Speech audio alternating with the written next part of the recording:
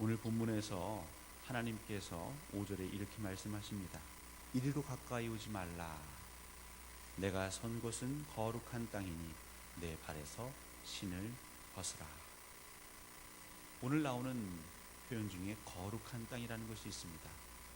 물론 여러분 잘 아시겠지만 어떤 한 지역이 특별히 구별되어서 그곳은 거룩하고 그 외의 지역은 거룩하지 않고 그런 구별은 하나님의 법에는 없습니다.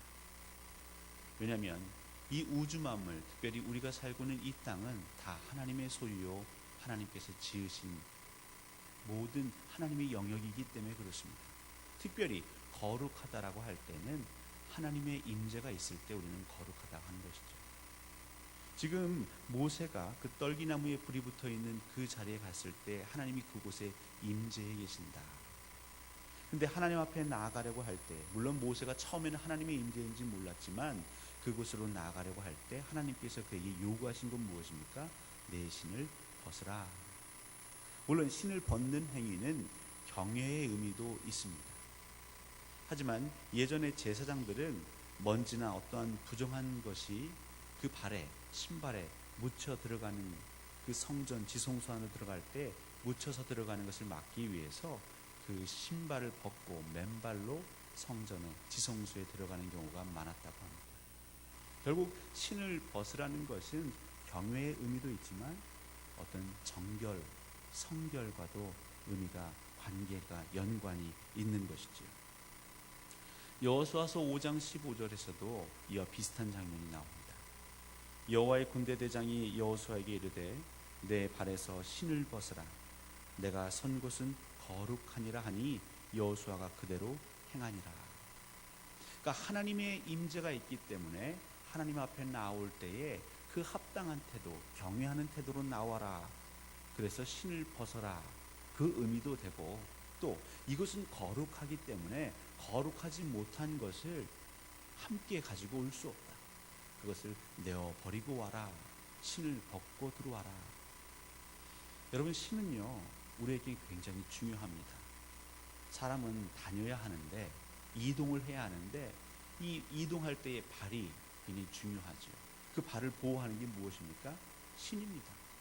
그러니까 우리가 어떤 일을 하러 나아갈 때 신을 신지 않으면 마음껏 일할 수 없죠. 세상을 살아갈 때에 중요한 것 중에 하나가 신입니다. 근데 신을 신고 살다 보면, 다니다 보면 내가 어떠한 목적을 가지고 살다 보면 이곳도 갈 수 있고 저곳도 갈 수 있죠. 우리 마음의 소원 가운데 늘 은혜로운 삶, 복된 삶, 거룩한 삶, 성결한 삶을 꿈꾸고 바라지만 나도 모르게 부지불식간에 또 하나님이 원치 않는 삶의 자리도 갈 수 있지요. 여러분, 욥기에 이런 장면이 나오는 걸 기억하실 것입니다. 욥에게는 아들이 7이 있었고 딸이 3이 있었죠. 근데 이 아들들이 자기들의 생일을 맞으면 큰 잔치를 했습니다. 그럼 잔치 후에 그 아버지 욥이 어떻게 했죠? 그 아들을 차례로 부릅니다. 그리고 하나님 앞에 나아가 제사를 지내죠. 번제를 드립니다. 그 번제를 드리는 이유는 혹시 내 아들들이 죄를 범하여 마음으로 하나님을 욕되게 하였을까 함이니라. 흥에 겨워서, 그 잔치에 흥에 겨워서 정말 그들이 어려서부터 말씀으로 신앙으로 양육받았지만 자기들도 모르는 사이에 부지불식간에 하나님을 욕되게 하고 망령되이 일컬었을까 봐 어떻게 하려고? 그 자녀들을 성결케 하려고. 그러니까 우리의 삶 가운데는 우리가 살아가는 중에 나도 모르는 사이에 죄를 범하지요. 하나님은 형제를 미워하지 말라고 했습니다. 그것은 살인하는 것과 같다고 했습니다. 근데 저희들은요, 말씀을 사모하며 살지만 나도 모르게 형제를 미워하고 원망할 때가 있죠. 형제를 향하여서 라가라고, 바보라고, 그를 평가절하하고 내가 높은 지위에 있어서 그들을 마구마구 정죄할 때가 있죠. 바로 그럴 때에 우리에게 하나님이 원하시는 것은 무엇입니까? 내 신을 벗으라. 거룩한 곳, 하나님의 임재가 있는 곳. 여러분, 어디에 하나님의 임재가 있습니까? 두세 사람이 모여서 주님의 이름으로 구하는 그 자리에 하나님이 찾아가시지 않습니까? 우리가 주의 전에 나올 때에 우리가 해야 할 건 무엇입니까? 우리의 신을 벗는 것이죠. 그래서 구약에서는요, 어떻게 해요? 성전에 들어가려고 할 때 물두멍 앞에서 그들의 손을 씻습니다. 그 먼지를 털어냅니다. 정결 예식이죠. 하나님이 바라시는 건 무엇인가?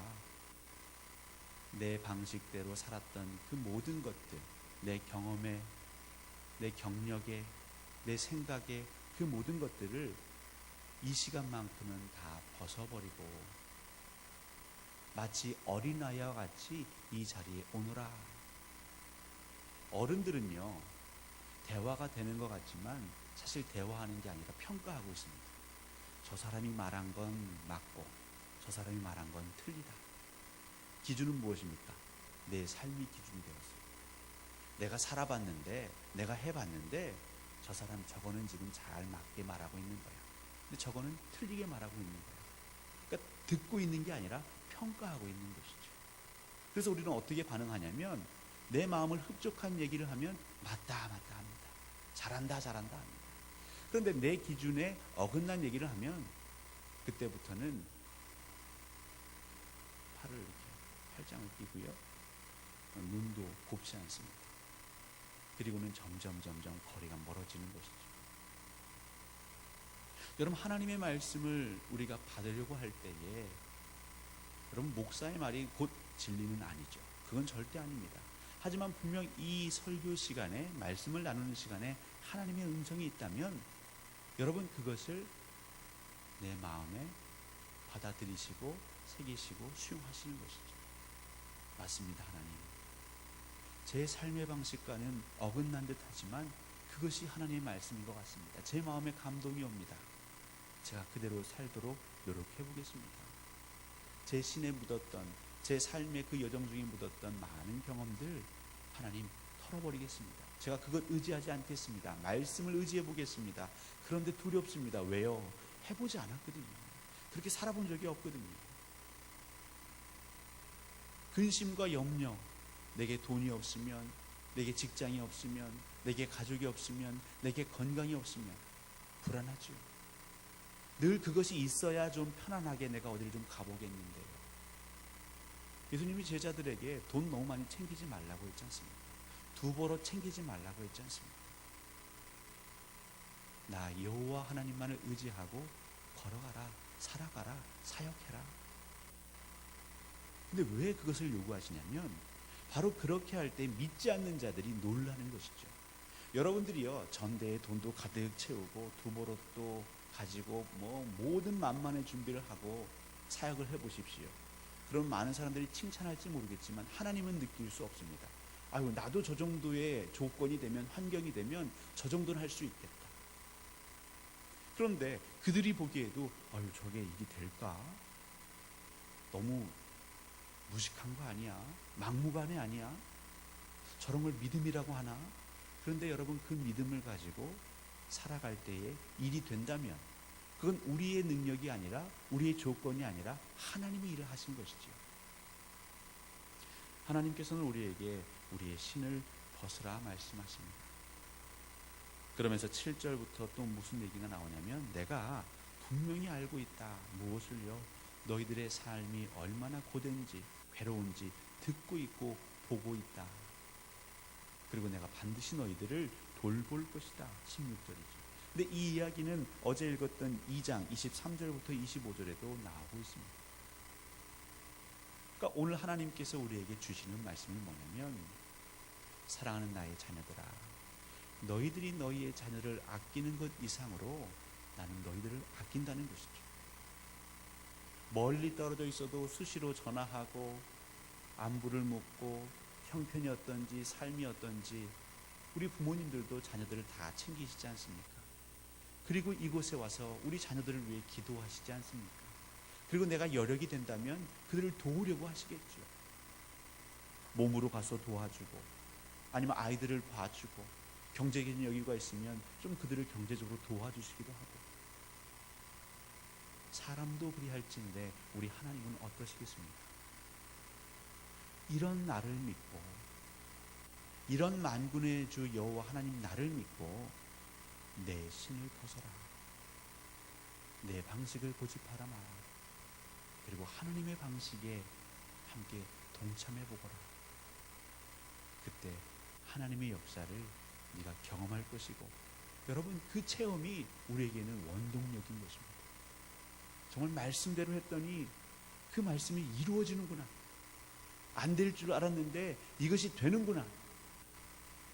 여러분 안에 희열이 있고 감격이 있고 영광이 있으면요, 감출 수가 없습니다. 한낱 맛집에 가서 그 맛있는 걸 먹어보면 우리 얼굴이 막 표정이 살아납니다. 그리고 만나는 사람마다 무엇합니까? 무조건 따라와봐. 무조건 따라와봐. 아니 묻지 마. 따라와봐. 먹고 나서 말해. 뭐 구차하게 설명하지 않습니다. 가격이 어떻고 재료가 어떻고 주방장이 어떻고 필요 없습니다. 그냥 따라와봐. 우리 안에 하나님이 그 은혜를 깊이 누리기를 원하십니다. 여러분, 두려우십니까?